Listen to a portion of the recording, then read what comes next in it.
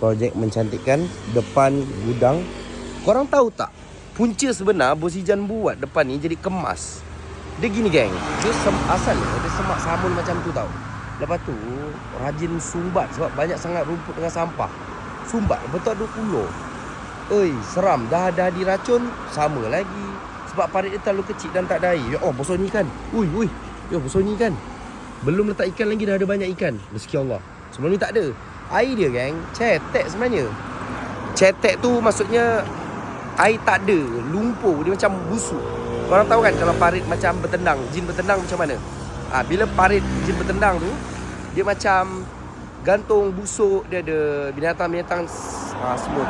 So Boy Jan duk pening, asyik racun bersihkan. Tapi nak korek macam mana kan? So geram, Boy Jan geram, korek lah bagi bersih terus.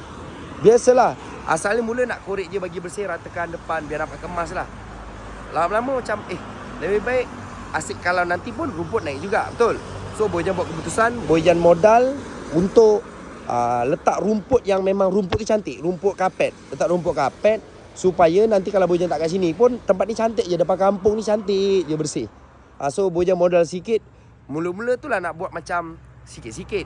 Lama-lama rasanya 20 lebih ribu pun habis untuk buat ni. Tapi Boy Jan ni perangai dia macam alang-alang. So kalau korang nak tahu, siap sekali dengan pam air ni.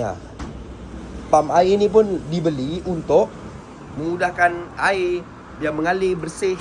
So dia akan cuci air dekat belah sini, so mengalir dekat sampai ke sana tu nanti dia akan bersih lah.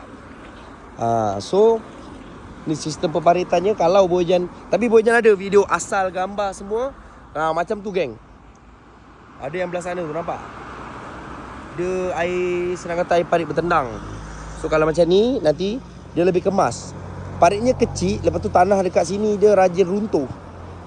Rajin depan gudang Boy Jan ni, sebabkan ni dulu tambak kan. Owner gudang lah yang tambak.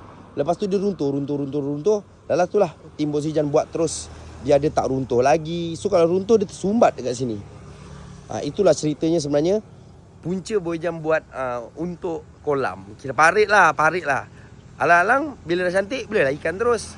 Boleh buat function, maksudnya buatlah aktiviti dekat sini nanti. Okay, ini adalah gudang Bos Ijan.